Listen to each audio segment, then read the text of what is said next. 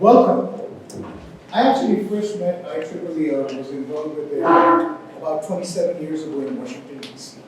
So yes, I just don't look that old. So let's keep it that way. But when Gerhard first approached me about this event, and we talked to Reza, cybersecurity was top of our mind, and seems to be top of a lot of CEOs' minds. And when we agreed to host this event, I sent out 2 emails. My first email was to Marina Lewinsky. I kid you not. As soon as I got off the phone, I emailed her, and I will introduce the panelists, but she's Senior VP and Chief Information Officer at Cheesecake Factory. We all love the brand. And she's also very active with School of Management. She serves as a mentor for our executive MBA students. And while I was putting the rest of the panel together, Christian, Art, and we'll talk about why the panel has been put together, and then Jeff is subbing for Paul Whitman. As we were putting the panel together, I remember Gerhard emailing me back. I said, by the way, Marina is accepting. She goes, no, she didn't. I said, yes, she actually did accept it. So thank you to the panelists, and I'm going to introduce the panelists, and then they will introduce themselves. And then I'm going to do what I do really well, which is ask them completely open-ended questions, non-embarrassing, but hopefully it'll give you a chance to hear what's on their mind and then open it up for questions to you guys. Will that work? Awesome. So, and I won't do justice to the panel. So, I've already said Marina Lewinsky, CIO, SVP, Cheesecake Factory, prior to that, Oakwood, I believe. And then prior to that, AIG, correct? I didn't read the LinkedIn profile. Thank you. And she is an engineer. Yes, I am. See, I get these things. And she will introduce herself as well. Jeff Detweiler. Jeff is a double Cal Lutheran alum. Undergrad computer science, master's in IT, teaches for us, also CEO of his own security company, which he will talk about, which does penetration testing and other stuff as well. And so welcome, Jeff. Jeff is actually subbing for Paul Whitman, who, I don't know why he's in Cleveland. Nobody goes to Cleveland. Paul chose Cleveland in October. I'm from Ohio, I'm a Buckeye. So I can tell you, nobody goes to Cleveland in October. Go Buckeyes! Is there another Buckeye? Yes. That's right, Steven, another. And I'm a Bobcat first and then a Buckeye. So you can, it's college humor. My third panelist is Christian Ryu. And Christian, anytime you ask people from Boston, sometimes where they went to school, they go, well, we went to a small school in Boston. He's an MIT grad. That's where he went to school. Founded a couple of security companies, sold it to Computer Associates, and he will introduce himself. And his wife happens to be an executive MBA student, has been my student, and is also teaching in the psychology program, right? And then Art Alvarez. The way I found Art was very simple. I emailed my friend Rich Gupta sitting at the back, who's in the world of blockchain and cryptocurrencies. And I said, when it comes to cybersecurity and blockchain, I need somebody that can talk about what's going on with all this distributed architecture, distributed information. He said, you know what? I have a guy, Art Alvarez, and Art works with a lot of Ethereum. Is that kind of the crypto that you've chosen to work with? Oh, my day job is I'm an engineer for a mobility company. Mobility company. I think, are you still with Verizon? No, I'm not interested. Oh, gotcha. But you were with Verizon at one point. See, again, I read the LinkedIn profiles.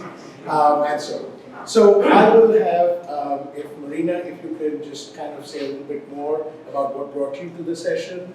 And Well, you did. Yes, of course. Please. Well, I think you did a very good job. I've been in the IT world for more years than I really care to admit. Just this one. So, as you already know, I work for IT. I've been in the IT world ever since I graduated with my master's degree in electrical engineering. And I went to school in Europe. I have a degree from Technical University of Denmark. And I started my career in consulting and with Accenture for years and years and years. My last consulting gig was at Disney. And And that's where I thought, hey, man, you know, I'm not married, I have children, it's time for me to stop traveling. The answer was not so much. So I decided to just stay with my client. And that's where I started my IT career at Disney. And since then, it's sort of been moving up the chain. What brought me here, you know, Gerhard is not wrong. I'm very busy right now. Cheesecake Factory, we just acquired a whole different company with multiple concepts, so we're very busy integrating. But cybersecurity is something that wakes me up at night. And when I go and talk to my board of directors, the only thing they want to hear is about cybersecurity. So I do think it's important. It's important to talk about it. It's important to put some light on it because it's just not easy for us who are in a for-profit business where we kind of have to make sure we protect the brand and we control the risk. It's a bit of a headache, but here we are. We have to deal with the headache. Jeff? Yeah, as basically I'm 1,000 open from like way back. I'm native. I basically have a computer science degree from Cal Lutheran in the last century, and a computer science degree in this century. So basically a two-time alum. I've basically been writing curriculum for Paul, the School of Management, for the last 3 years. We just proud to say that we just got the cybersecurity concentration off the ground. So we're really looking forward to bringing awareness to cybersecurity and basically training the next outfit of the cyber military force. So just to be clear, it's not just a concentration. We are now offering a full master's degree in cybersecurity, which has just been rolled out. And you know, it's our continued domination of business schools in this region. As you know, we dominate the business school. We are pretty much growing the fastest. So this just keeps us growing. And I'm the head sales guy, so trust me. You know, we will keep selling. So yes, Christian. Chris, for you, I've been writing code my whole life. Grew up in Maine, in the middle of nowhere. It's probably the only system programmer Christian operating is growing up. Spent a lot of time with early computers, BBSing, and eventually fell in with the rock crowd people very early on. Joined the cult of the cow and became sort of an underground hacker for a while. Went to MIT, studied computer science there, graduated, and proceeded to join another hacker group called Lofty Industries in Boston, Massachusetts, where I was responsible for writing some of the earliest and still being sold password auditing tools out there. Back in the day when it was Lockcrack, which is like a Windows password auditor. And started a company called AdState, which was the world's first pure play security services provider that actually advertised hiring hackers as one of the advantages of hiring a company. You know, prior to that point, we really didn't have banks and financial services and government hiring hackers, despite the fact that those are the people that had the knowledge of what was going to happen. I tried to play a part early on in legitimizing the hiring of white hat hackers in consulting course, and proceeded to then work on spinning out technology from that after its acquisition at Sengupta, to start a company called Verica, which was my last somewhat 12 years of my life. I was a founder of Verica, which is an application security automation company. We basically set up a service online where you could send binaries that you compiled, not source code, across the internet, and we would find security vulnerabilities in that and tell you how to fix your software without having to see the source code.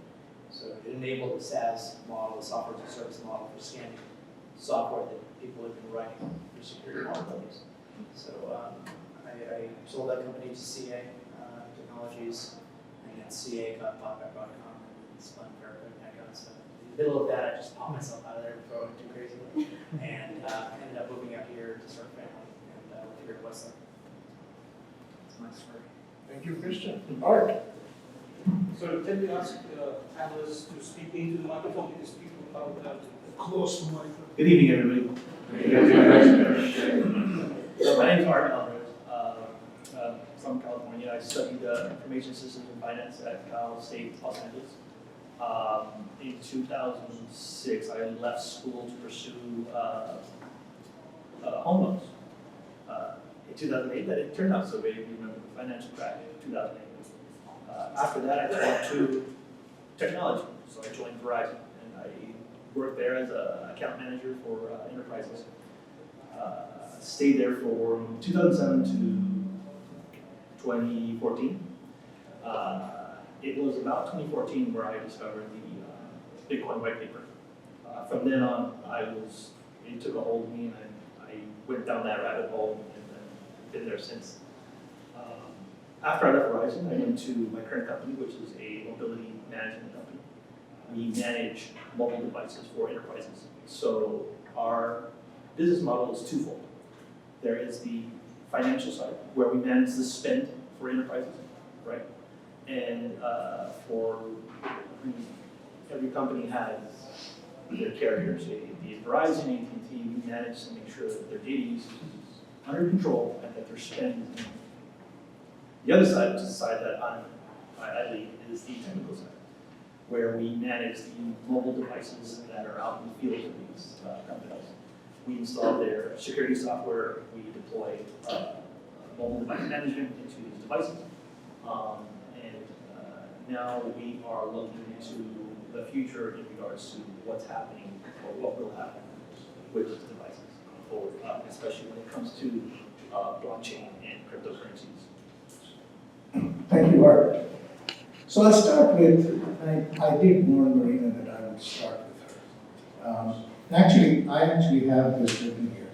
What keeps you up at night? And you mentioned that. I don't think everybody realizes that Cheesecake Factory is global, So we hear about Target being hacked, right? So what should we expect as consumers who visit your many locations and safeguards that Cheesecake Factory is planning to protect from hacking? Well, I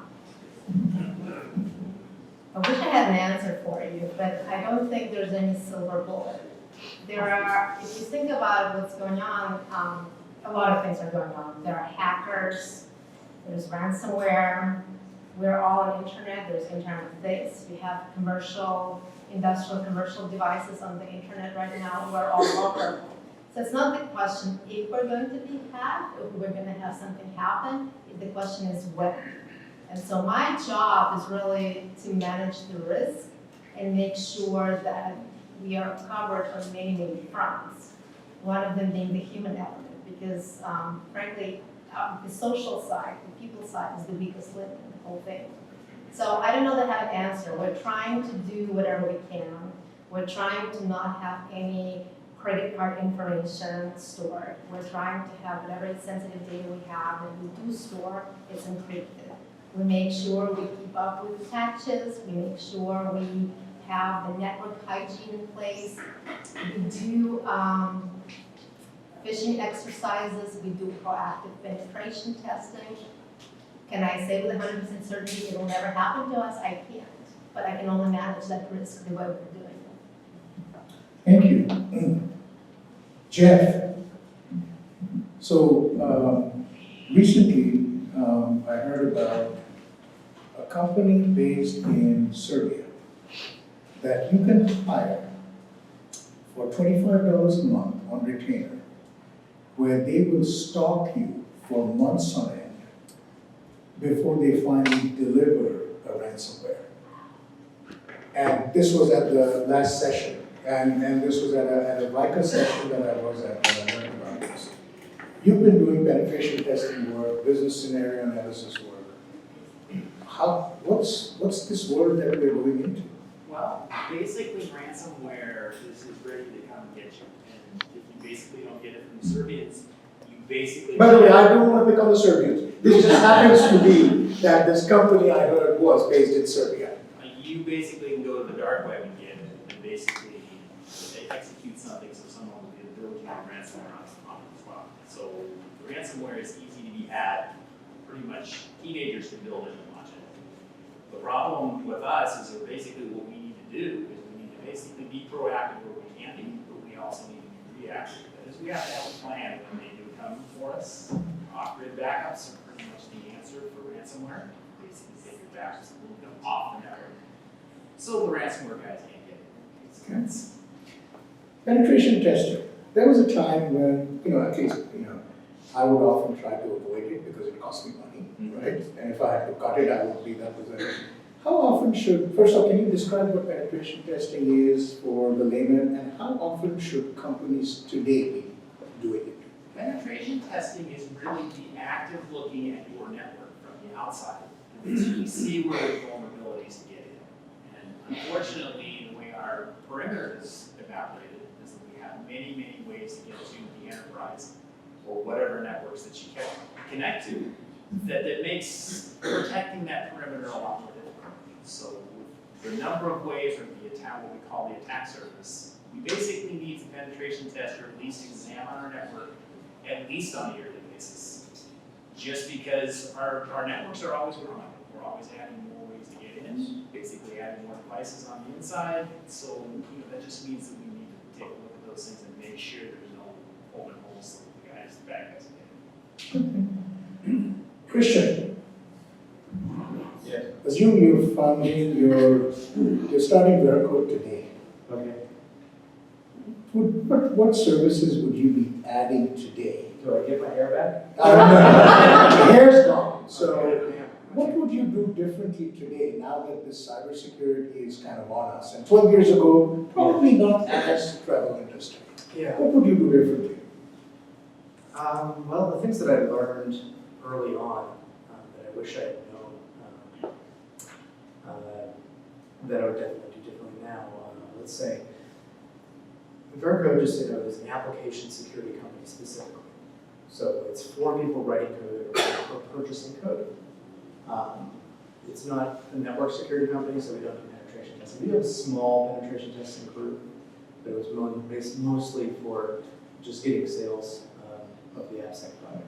People felt they needed a penetration test, they would come to us, and then we'd sell them the AppSec stuff, because if they're buying a tremendous amount of third-party software and getting that installed, they're incorporating a huge amount of risk.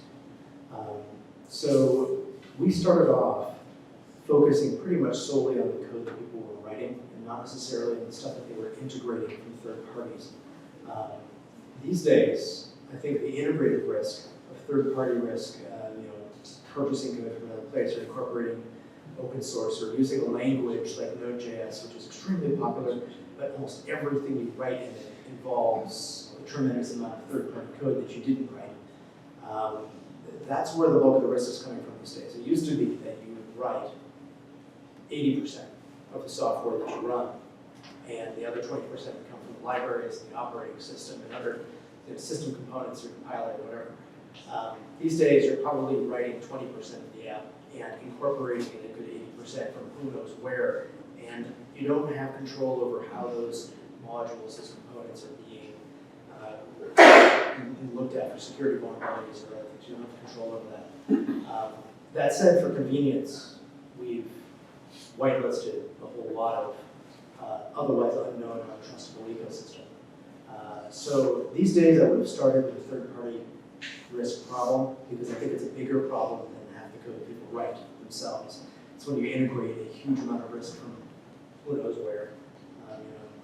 Staring at Node.js as a Red Hat vulnerability, where it's a tiny little module that was incorporated by millions and millions of other programs that just happened to be backdoored one day. It wasn't backdoored, but because this is a living ecosystem, you had someone take over a repository of something that was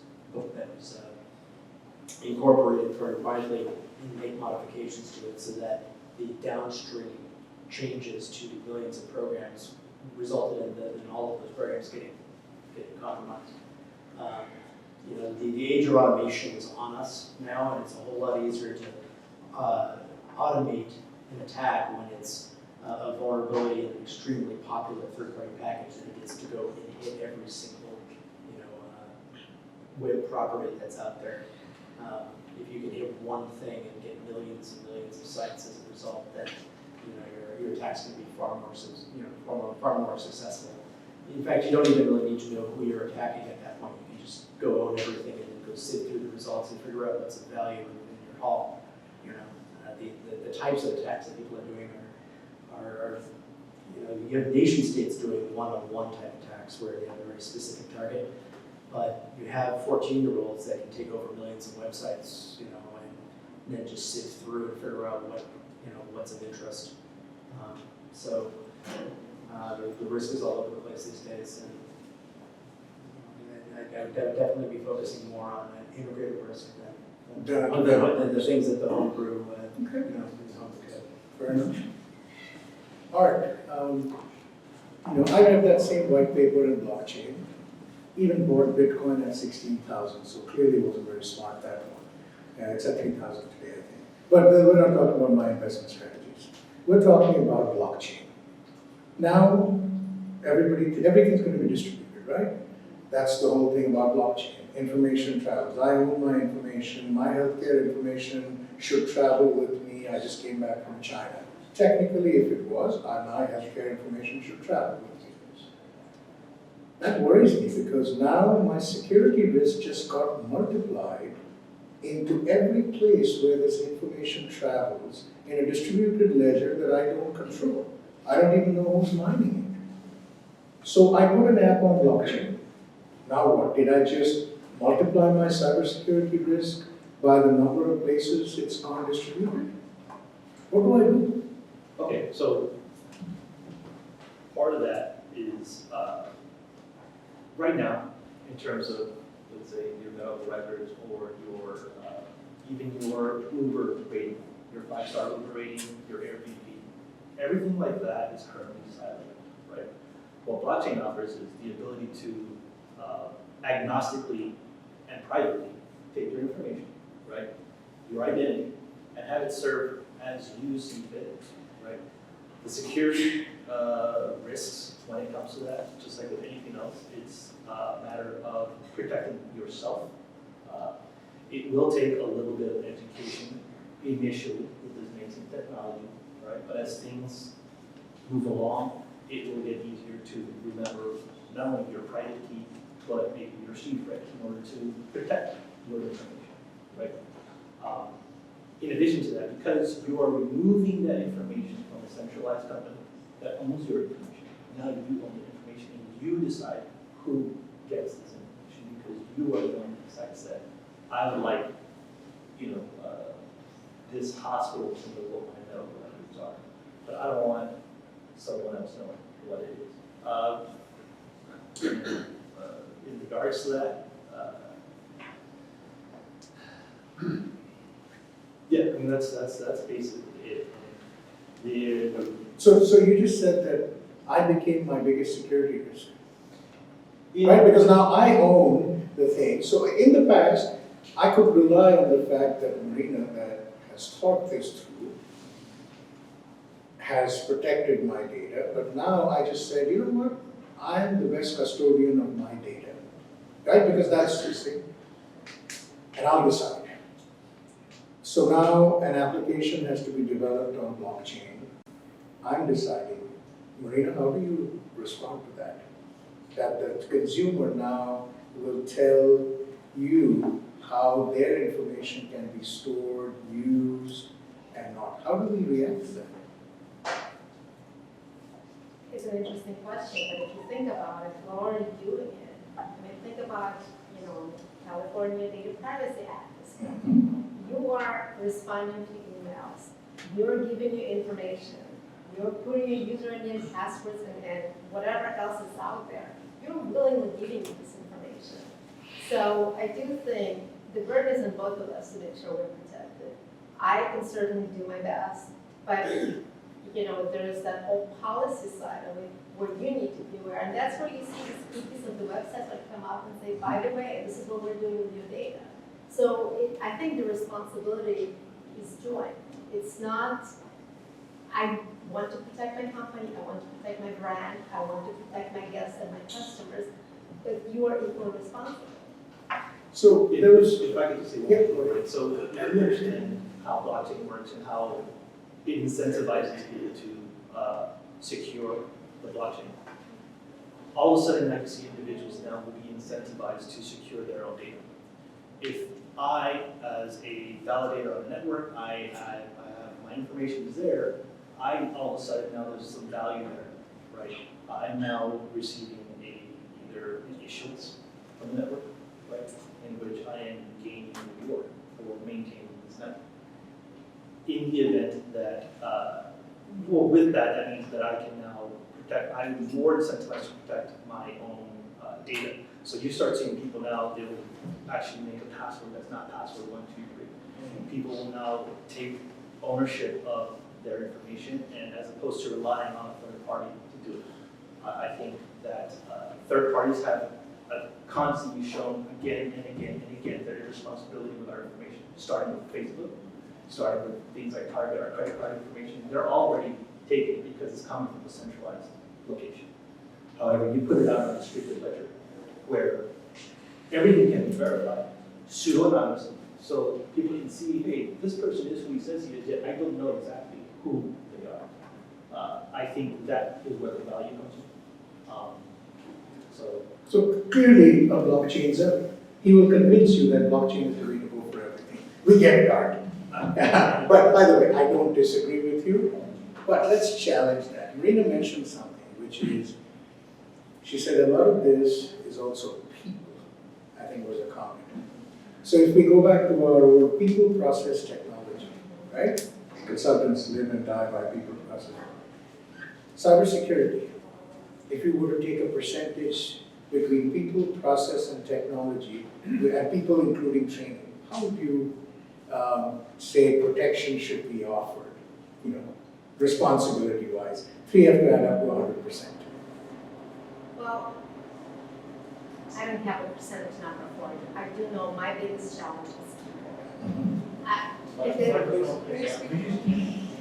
Can you hear me now? Yeah. Can you hear me now? What I was trying to say, my biggest challenge is really people. Because,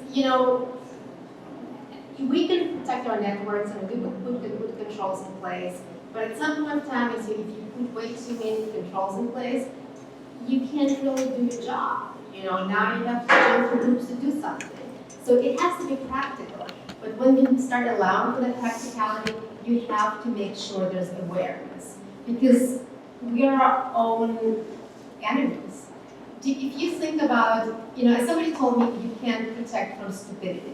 And it is true, because you have phishing attacks and people click. Because it's in human nature. If you get an offer from someone, hey, click here, you're gonna get a TV. What are we gonna do? We click. So we try to deal with that social element. We make sure that our penetration testing, it's not just our network penetration testing. We actually have actors going dressed as UPS guys and trying to get into the building and leaving some flash drives on the table to see what happens to those flash drives. Because to me, the human element is just probably the biggest risk for any enterprise out there. Jeff? Did that answer your question? Yes, you did. Right. So Okay. We're it's in business now. heavily on people. Jeff, how would you do? What's your view? I think the people angle is really the engineering background because people need to take responsibility. Hold the mic up, People need to take responsibility for their own data. If you know, much in the same analogy that you don't rely on someone else to lock your doors when you leave your house, and as you go and make sure that you do, in the same way that you can protect your data in that same capacity. I think blockchain is leading in the right direction because it's going to force people to take responsibility for their data that pretty much they rely on somebody else that they care of. They haven't done a very good job. So I think we're headed in the right direction. It's just going to take some time because people aren't necessarily going to line up to that and say, oh yeah, let's go. It's going to be a little bit of pain before we get to someplace where it's reasonable. If I may, would you all mind just pulling the microphone out and holding it very close to you when you're speaking, because I think the fact that we Can't be annoyed. A couple inches from your mouth. Hey. Christian, same question. Given that you created a company that sold service, Yes. people and process, People in the process. your implementations, would they have been success-wise? How much was people process? Well, I gotta say, Verico is extremely technology focused. It was an application security company specifically, so we did just look at technology. We didn't consider people or process, anything like that. To some extent, we did deal with process because writing secure code is not about scanning it. It's about a process by which you iteratively improve code and remove the likelihood that someone's going to create flaws by writing bad code. So there's a process by which we educated developers such that they would see patterns in their own code and become better coders as a result.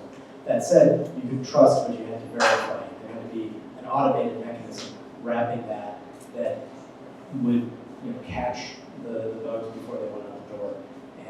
And pushing the bug finding process earlier and earlier into the development lifecycle, so that rather than catching bugs that had already gone out to production, you caught them not just in staging, but maybe as they were typing. So making it likely that vulnerabilities would be found sooner and sooner reduced the actual cost of fixing the problem. That said, we all implicitly understand that risk really begins and ends with the people. So they're the ones that are going to feel the pain. But they're also many times the beginning of the risk. The phishing email that gets somebody a foothold to an administrator's desk who has access to the CEO, who can suddenly send an email to the CFO saying authorize this transaction, but it's not actually the CEO, that kind of thing. So that risk is all on people. So the technology's responsibility is to make it very difficult for people to do the wrong thing. We've tried to make people use stronger passwords. In fact, early on, it was pretty common to use a dictionary word followed by a couple letters or numbers. Sure. It was pretty obvious that all of the attackers at that point were literally just trying dictionary words and then a bunch of numbers, and then brute forcing their way through that. And we tried to make passwords hard to guess, hard to crack, and we just made the rules so complicated that you had to have 2 uppercase letters and numbers, and then some other thing, and then some symbols, and then you can't do this, and you can't use the name of the website of this thing anyway. But what we were doing was focusing on the actual risk inherent in passwords, which is things like password reuse. How many people would use the same password for everything here? Yeah. So when one site gets hacked and they find out that that's also your email, and then they can get into your email and then they can use that same password to get into your bank, it's because you use the same password everywhere. That's a huge problem, right? How do you fix that? Keep the password in such a way that it can be memorized, remembered by people without being too much of a liability or a burden. So we've seen in the last 3 years the advent of 2-factor authentication. Basically, with authentication, you have 3 things. You have the thing you know, the thing you are, and the thing that you have. The thing you know would be your password or some secret. The thing you are would be, say, biometrics, like your face, your eyes, your finger, your touch ID, your face ID. And then you have things like your, like a fob, you might have like a key, a physical key of some sort, or a third-party authentication thing. People have started to use their phone, like you want to do a bank transaction. We made it harder for people to screw up by authorizing bank transactions. You have to get a code SMS texted to you from your bank that you'll have to reply to before $5,000 can be sent off. So we are using technology to mitigate human risk. It's about finding ways of doing it that are inherently understandable and acceptable to people that they can live with. We can all agree that it's an extra step to do an SMS text, but it sure beats losing $20,000 for some dude who made a phone call to your bank pretending to be you.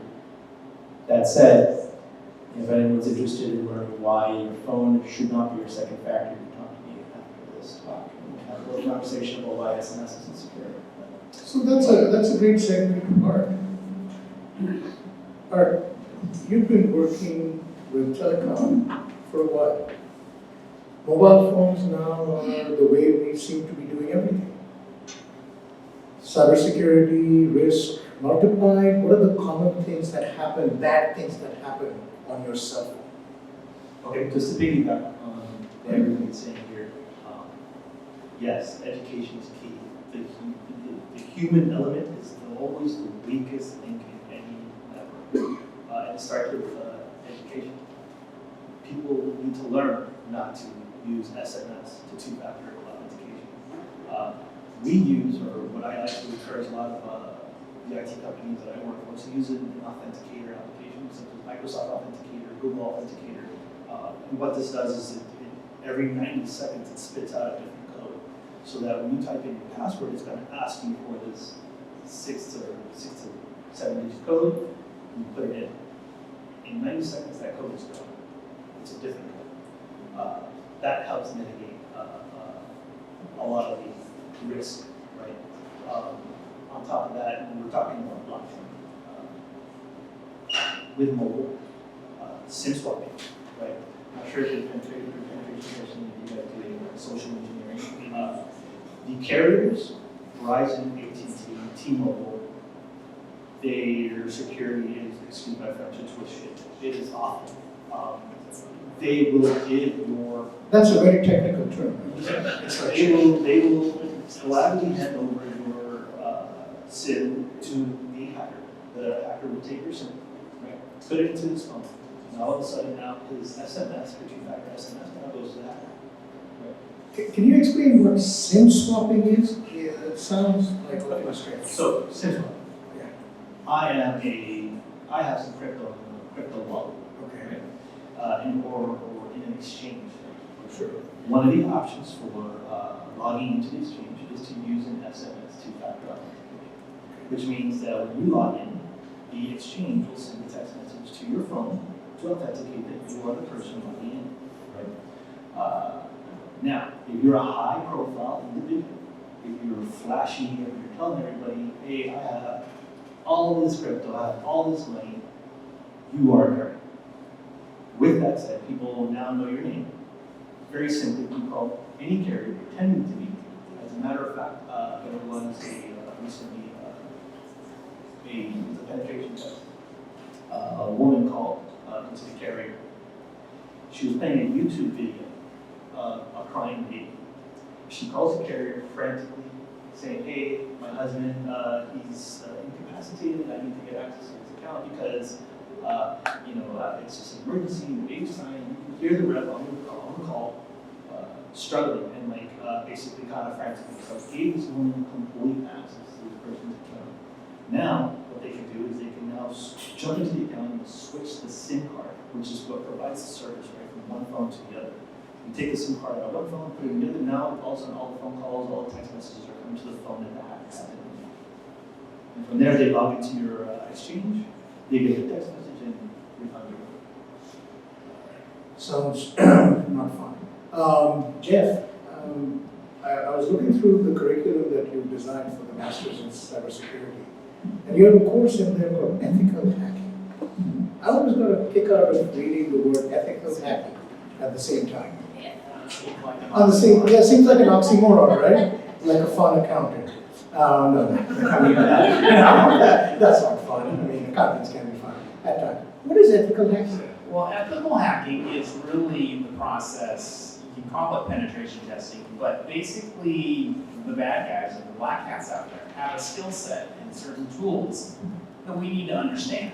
And as ethical hackers, we basically need to kind of follow their trademark or basically their methods to see if there's any risk in any organizations that basically they would go after. So the ethical hacking is really learning about those methods and basically the thought process that the black hats would have to basically go after a target. Social engineering and basically be network penetration testing.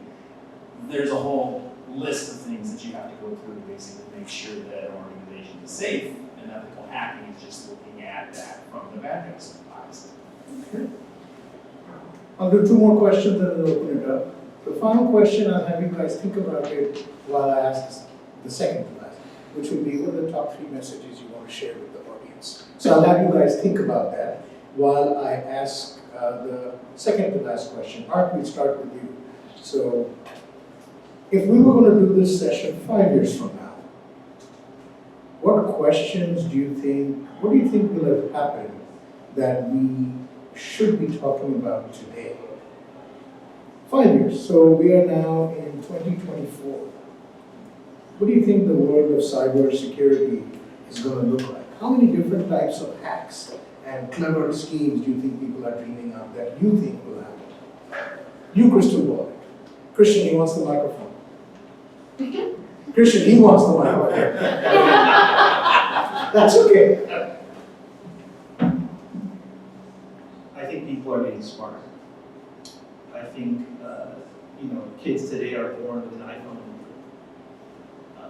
a lot of the hackers today, the bad guys, they're always going to be one step ahead. Doesn't matter what industry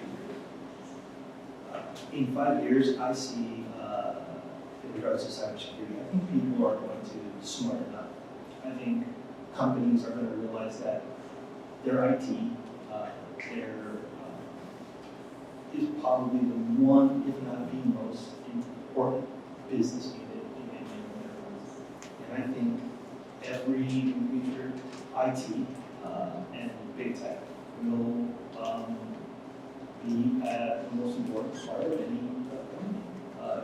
Simply because everything is important. So do you think IT spending on security, this is probably a more relevant question for Marina, but I'll ask you anyway. IT spending on security should go up? Oh, absolutely. Okay. Okay. So that means probably I would not that the CFOs don't do a great job, but CIOs then have to go through the CFO and this thing. So we're probably asking for the CIOs now to essentially talk to the CEOs and get their own funding. We'll get to that, Marina, when we come to how you discuss it with the board. So you're saying IT spending needs to go up on cybersecurity. People are going to get smarter. However, it's going to happen, whether we like it or not, right? Chris, 5 years from now, what do you think the world of cyber should look like? Well, I still think we're going to be fighting a lot of the same problems. I think some things will probably become less of an issue. I think you'll see a great reduction in the amount of bulk data theft. I think we're getting better at compartmentalization in the development world. There is a huge trend toward containerization and compartmentalization of data. So I think you're still going to have hacks that just won't be 100 million credit card records. I think the market's going to start self-selecting out better ways to store records and do transactions. One of the things that I mentioned earlier, and was echoed here, was the notion of using two-factor authentication. I think you're going to start seeing that in a lot more places. If anyone wants to have their next $100 million startup, you should really take that concept and apply it to credit card transactions, because credit card transactions is still garbage. You still have a third party, you've got your credit card number and your expiration date, and you've got this like random 3-digit code that's stuck in the back there. That's all just stored in a database somewhere, and they have like a bunch of regulations trying to protect that through PCI and other processes that people are going through and constantly trying to look at databases and figure out how to store all that stuff safely. If instead of like half that information was actually just some numbers that represented your user ID and then a two-factor code, which was gone 90 seconds later, I think you'd find that the bulk of credit card fraud is not even possible. So anyway, whoever wants to work down, go ahead. I'm not going to do it. But those kinds of technologies apply in a lot of other places, and you can start seeing the things that were successful applied in other places. Other things that are kind of sort of see generally happening. Abstraction is a tendency towards simplification of interfaces between things, and as we start to compartmentalize software development and data, we are going to have to be a lot more careful about how we manage access to those compartments. I see us losing our ability to manage software once it's been pushed out into, say, the cloud. We've already, the operating system that you run used to be Windows. Kind of still is in many cases, but it used to just be Windows. It was on your desktop, your software ran on your desktop, and now having it's in the cloud. And the cloud, suddenly Amazon became your operating system, whether you knew it or not. And now we're wrestling with an even higher abstraction, which is, rather than just having some code running on some instances in Amazon, you have Kubernetes, which is a container orchestration system now telling your software how to dynamically assemble itself over a set of arbitrary resources. We're abstracting so much that management is becoming a problem of that. And once we realize how management of that needs to be a priority, security is going to come, once again, as an afterthought to that management. We're going to keep poking holes in this abstraction, which is saving our butt right now. A lot of this large-scale software is more secure because of containerization. But as we struggle to understand how the software works and to debug it, to manage it, we're going to end up poking holes in that boat as we try to understand it more and more. So, I tend to think that we're going to be reinventing a lot of the same problems for a little while until, we have sufficiently learned our lesson. Hopefully, the iteration is fast and the risk doesn't spread too far. So, Jeff? 5 years from now, I still see some risk that bothers me more than others. The Internet of Things. That is basically the plugging in of all devices that have basically a power to the network that basically makes an attack surface that's far, enormous, way more enormous than it is today. Basically, it certainly expanded the attack surface with the mobility phase. That's all the smart devices. And now we can basically move that out by a factor of 10 or 100-fold. It's like, well, we're not doing a real good job of keeping up with our current attack surface. We increase that by 100-fold. That makes me worried.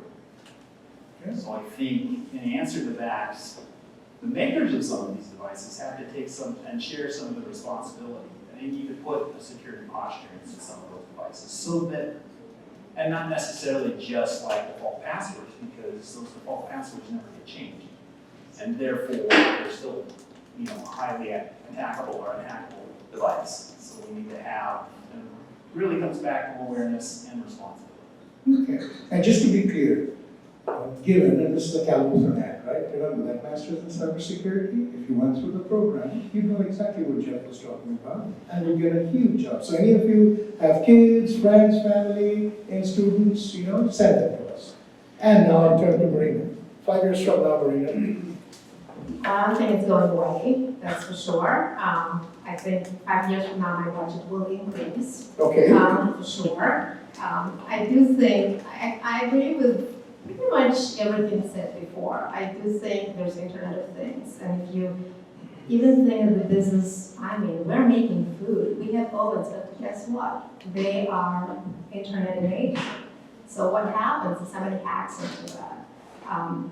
I do think this whole movement to cloud, it's going to shift my focus into more of a, less of a managing internally, but all about managing the third parties. Because I think that third party management is a lot of times it's afterthought. But now we're relying on somebody else helping us out, and just because it's somebody else, it doesn't mean it's not my responsibility. And finally, I do think, and we haven't talked about it, but the state-sponsored cyber warfare, it's going to continue, and I think it's going to escalate. And that is the greatest equalizer, because when you have these denial of service attacks from China or Russia or wherever, they don't care if they're going after a restaurant company or a bank. It's sort of like, let me just shoot and see if I can poke a hole somewhere. And once I poke a hole, I'm in, and now it's a targeted attack. So my goal is really not to become the targeted attack. Okay. The final question is what I asked everybody. If you were to leave 2 or 3 messages. Jeff, let's start with you. I think the name of the game is just to bring awareness to the risk. Basically, the cybersecurity space, everybody knows about it, they can hear about it because it's in the news pretty frequently. But everybody needs to basically own up and be responsible, really even for their own personal computer space. Talk a little bit about that. You can narrow down your risk by the number of apps that you have on your phone. And why would you even have your banking app on your phone? How often do you have to talk to your bank? Probably talk to your bank in the morning, but you could, for me personally, I have an old 1990 laptop, and the only purpose it has is basically connecting to Chase. No financial apps on my phone. So you can, I think people can narrow the risk, and with that, it's becomes harder for bad guys. Chris? Well, on a personal level, continue to migrate everything to our 2-factor auth. I'll always be constantly harping on that, because I think it's the biggest thing that we can do for ourselves is moving to having more than one authentication factor for everything, using more than one password in various places. Just in the personal security level, Internet of Things, yes, it's a big deal. People have, Alexa in their house, and they've opted into having large corporations monitor everything going on in their houses. Yeah. I was gonna ask you about that. It's, That's a big one. I know employees of these companies that can go through and listen to recordings of everything that has been said. I mean, they can do it. They have rules internally saying that they don't, but they can. And then, that 1 out of 100 people, is going to be a criminal. It's just the way it is. We try to change that through laws. The biggest laws that have yet to be written are going to be the ones that make privacy a human right.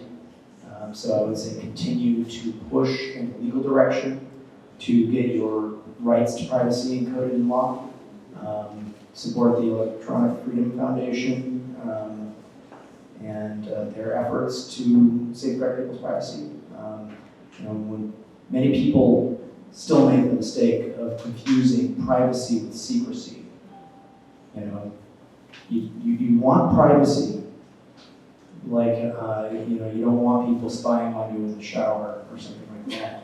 It's not like you have a secret in your head and you don't want people to know what it is. You want privacy because there's things that you don't want people to see. It's not that you don't want them to know what you know.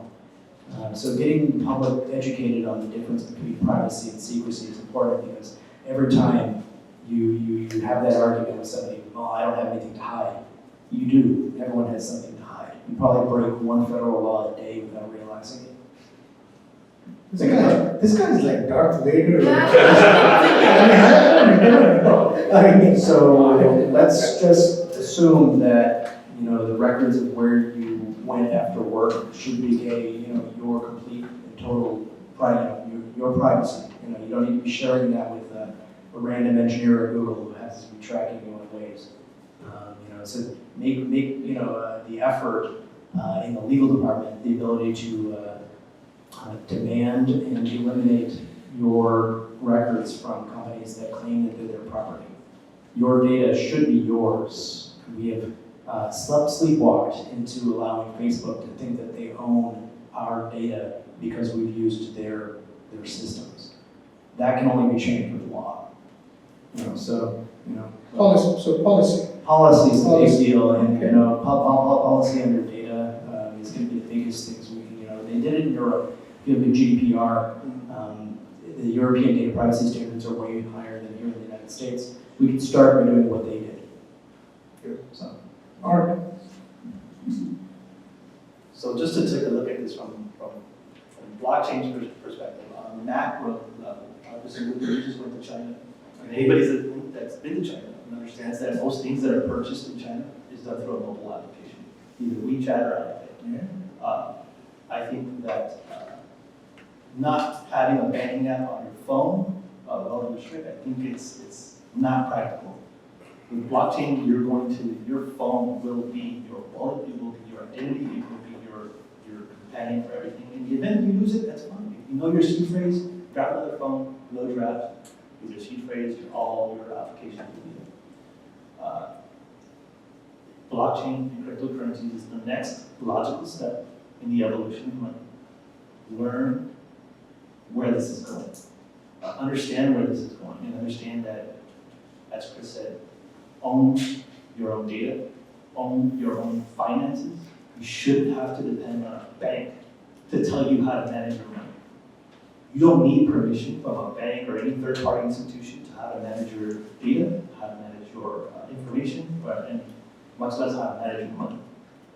You are all sovereign individuals, and you all are capable of securing your own data and managing your rights. Marina, what would be your message? This is such a glib, I'm sorry. I mean, this is all true. I'm not going to rehash it. I think it's all absolutely true. Be vigilant about what you do. Be responsible for the information you put out there. We do need to make sure we have policies in place, but also live your life. Don't eat at the Cheesecake Factory. I would say, by the way, if any of you have ever been to Dubai, the Cheesecake Factory in the Dubai Mall, it's It's one of the best, right next to a ski slope. Oh my God, and if you guys are going to Dubai, I highly recommend go to the Dubai Mall and go to the Cheesecake Factory. It is one of the best. It's a free ad for Marina. I didn't even know. By the way, their new concept, Social Monk. How many of you have been to Social Monk? Unbelievable new concept, right? Let me put a plug in, not just Social Monk. We just acquired Fox Restaurant Group, which basically comes with a number of concepts. One of them being North Italia. We have about 21 restaurants now there. One in Santa Monica, in Sogando, Irvine. Tried really good Italian food. Flower Child is organic. Concept also in Santa Monica. Try that out. So we have a lot of options for you. So eat well, be aware that Marina is watching your data, and enjoy, at least on a bright note, and because we won't have Chris tell us that Alexa is watching me while I may have an argument with my wife. That was scary, right? He brought up Alexa. I do have a question. Go ahead, please. Because I'm a nurse and I work from home. Would you like the microphone to ask questions? Okay, so I'm a nurse and I work from home, and I do have Alexa at home in one of my other rooms. And I talk about things all day because I do data entry and stuff. So does Alexa hear things that I say, and can it store what I'm saying? Yes. Oh crap. Yes. I didn't know that. Well, it's in the other room, but no, I did not get that. And it is always on, but it's supposed to, I can't speak to the architecture, I'm not an Amazon engineer. Okay. I have a hand. Is there? I work for Graphic in Summerlin, which is the subsidiary Yes. of Amazon. I'm a journalist, but for 1 month I prepared. I can confirm that you're evil. I actually wrote some of the dialogue that Alexa says back to you. Yeah. So that's all I'm going to say. But yeah. Yeah. So you That can happen. I quit after a month. Okay. That can happen, yeah, for sure. It's in my other room, but so it doesn't hear that. But I've given, like when you call to make a payment on the phone and I'm in that room, I'm giving my information over the phone to them. I can assure you that it's heavily controlled access, but it is recorded and stored at Amazon, at least for a certain amount of time. Wow. Yeah. So I should shut it off then when I'm. I don't use any of that. No, that's good to know. Thank you. The Alexa app itself, you should be able to go and see everything you've ever said to it and delete it. Yeah, there is the option in a lot of these apps to revoke the data. Okay. However, on the back end, to satisfy lawful law enforcement requests, they will often not delete it. The market is deleted, so you don't see it anymore, but they'll keep a copy so they can give it to the police, and the police ask for it. This is again a policy problem that I think needs solving. If people choose to delete the data, it needs to go away. It needs to not be stored. So. Thanks. Thank you very much. Question. Thank you. Thank you. A big part of the conversation, a couple things. One, privacy regulations. It's missing from this discussion.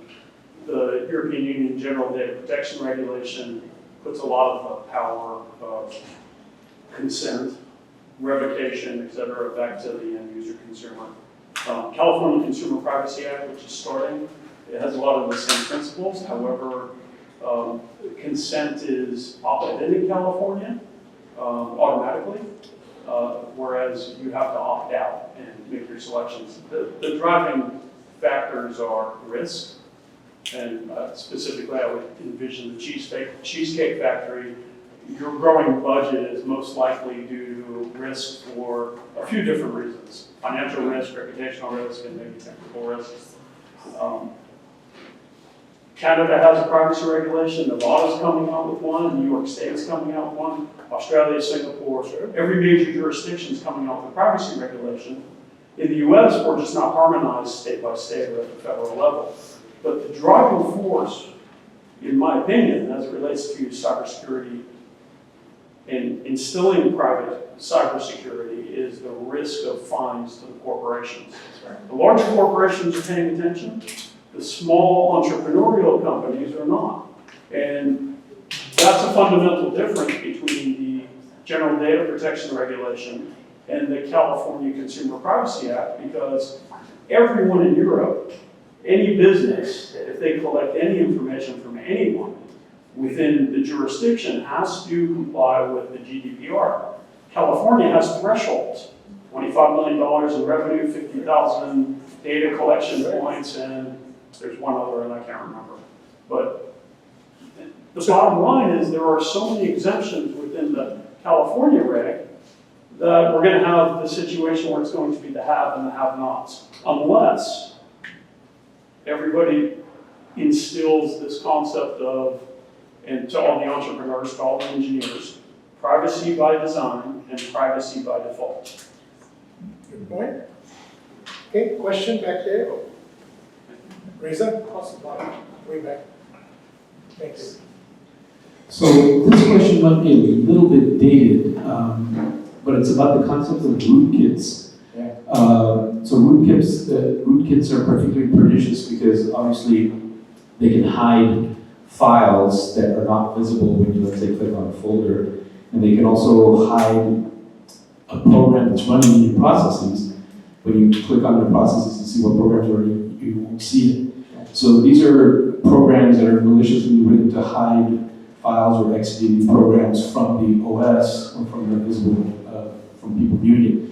So what's being done there? Has there been any improvement in rootkit detection? And because if you can't do that, then even tools, at least originally, like the standard antivirus protection, like Symantec, how are they supposed to find it if you can't see it?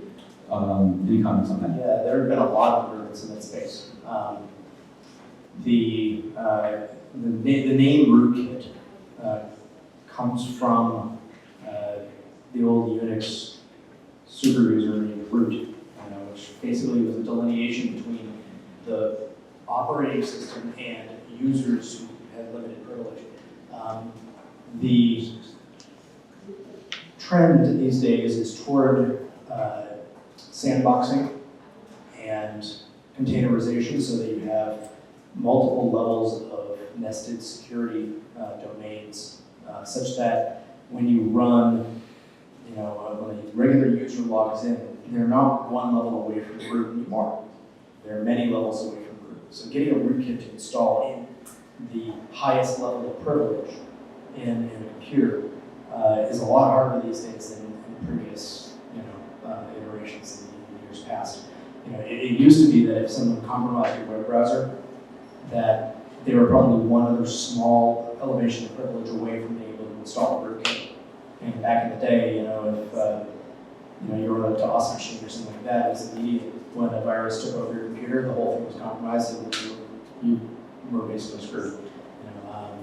So nowadays, when you launch a web browser, every page is being rendered inside a little sandbox, which only has limited access to the world. Can't write to the file system, can't do anything but Node. And then that itself is running inside a process, which is sandboxed and has data execution and prevention and address space layout randomization, all these other techniques that are used to protect the process. And then even that is running inside a collective of DLLs that all necessarily are pieced together and different sub-processes and all pieced together. So there's multiple layers that have to be kind of hacked through. Modern exploit chains to get a rootkit installed often are 6 or 7 levels deep now. When I was getting started, often you'd have an entry point exploit, and then you do a trampoline into a privilege escalation exploit. It's maybe 2 levels deep to be able to do something like a rootkit. Nowadays, it's like 6 or 7 levels deep. The latest iOS, Apple exploits for your phone and things like that. Some of the water and bullet attacks that people have done, where you have your phone visit a website, and the website's got 0 days on it, then jailbreak your phone and do all that stuff. To get a rootkit jailbreak all the way installed on an iPhone, for example, is an amazing engineering feat. The deepest rootkit that I've ever seen, type of thing, was recently the firmware attacks that were done on the iPhone in the last couple of months. There was a really, I forget the name, it was a really notable, there's the Celebrate. They've had some private zero type stuff there for for a while. But there's been a number of exploit chains that were discovered in the wild by Google, Google's Project Zero folks. And they were they had to tear them apart and figure out how these exploit chains work. They were like 6 or 7 levels deep to be able to get to the point where the phone was fully compromised and then wouldn't actually just erase the rootkit attempt after a reboot. When you reboot your phone, everything gets reinitialized. To get to the core of an iPhone security, you have to get into the firmware device at the bootloader, which is, you're finding a bug in a tiny piece of code, which is like sandwiched between many, many different layers of security. So I guess I'm making a very long answer here, but it's very difficult to backdoor something these days. If it's got multiple levels of security, the kind of exploits that have to be used here are worth probably $4 to $5 million in the black market. So you need to have nation-state funding. It's not going to be a hacker just doing this in their spare time. It's going to be someone who's willing to spend a year of their life developing this exploit, and they better have some kind of motivation for doing it besides just goodwill, because chances are the goodwill is going to run out after a couple months and not getting paid. So usually it's a nation state or something that's got, the rootkit these days is not something that is within the power of most attackers. The real true rootkit that can compromise the device completely, just because of that layer. So it still happens. But it's oftentimes big nation states that have the capability to pull that kind of stuff off. So. Question there. Microphone's right there. First is just a comment. This is the penetration of civilians' devices into our home, entertainment, TV. These are things you can talk to, things that take pictures of you. The intelligence industry is pretty much laughing. It used to be a prime target is trying to get a listening device or output device into a target's phone. Now all you have to do is sell on TV or book it or give them something. And so it's I find that amusing. The question deals with privacy. In particular, 2 types of privacy might be protecting your URL or perhaps your Mac. And people tell me they use 3 different methods. One would be a VPN, the other might be Tor, and the other might be Tails. Are those effective? Thank you. They're very different things. Do you want to cover this one?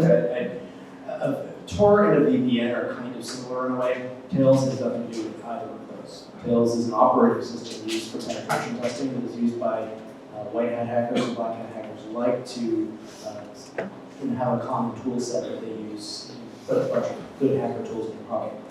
A VPN is simply making your endpoint, your phone, your PC, or whatever, appear via encryption across the internet to be on another network somewhere else. So you can VPN in from home to get into the office. What that's doing, though, is it's connecting 2 networks together. It's connecting your home network to the network at the office. If you think about that, that means if your home network is compromised and you then VPN into work, what does that mean for your work network? You have a virus that your kid downloaded when they pirated a video game and it decided to take over your media server, and now you've VPN'd into the office to check your mail, but that opened up a connection to your workplace, and now that virus has decided it wants to go scan everything across your VPN connection and start looting the SMB servers in your file system at the office. Now, that kind of thing isn't necessarily going to improve your security, now is it? It may make you encrypted. No one's going to be able to read your traffic, the third party, your network to the other network traffic, that link in the middle is going to be encrypted so third party eavesdroppers can't see what's going on. But you're not making yourself more secure by using a VPN, you're actually increasing your attack surface. So yeah, sometimes privacy and security are not hand in hand. Sometimes to get more privacy, you actually lose security and vice versa. We gotta be careful how we use technology. Tor, on the other hand, is actually pretty fascinating. It's not a VPN so much. It's a way of mixing your IP address with others and make giant pools so that you appear, your traffic appears from some random other place on the internet. It makes it very difficult to figure out where you're coming from. So a lot of people think that, I'm going to install some Tor on my computer and go buy some drugs on the internet, and then, and so that's what they do with it, right? So people often see it as like the anonymity program, and that's going to anonymize everything, but they aren't necessarily aware of all of the other implications of using a program like that. And, things can happen there. You download an image and you click a link and it doesn't go through Tor, or you accidentally click on something to resolve a domain name, it doesn't go through Tor, and suddenly you're de-anonymized very quickly. So it's a big foot gun. You can shoot yourself in the foot very, very easily with Tor. It's a great, powerful, useful anonymization system. It was developed by the US military. Actually, it was developed by friends of mine at MIT, funded by the US military. Roger Dinkeldine was a guy who wrote the bulk of it back in '98, and I was on the same dormitory floor as him. And we talked about it a lot while I was little, and I was like, this thing's crazy, man, what are you doing? Two final questions. By the way, I'm Chris's business manager. He's for hire, but you're I've decided that I'm just going to be his new business manager. Two final questions. You have one. Okay, my question is actually in regards to, related to education of future InfoSec professionals. Given that you have talked about the increasing of system complexity and have more devices, more Internet of Things to cover, so how do you suggest or recommend people at education institution to train the mindset of future cybersecurity professionals? Not just in terms of, part of my point, I'll make the analogy, is that you can easily train people how to run a scan on the network or against an application. That education, I trust they can do that. What I'm asking is your suggestion in terms of train the people who think like criminals, but they're not criminals. And how can they, what education skills do they need to acquire in order to have that holistic view? Jeff, we'll have you take that. Yeah, I'll take that one. Remember the masters in cybersecurity.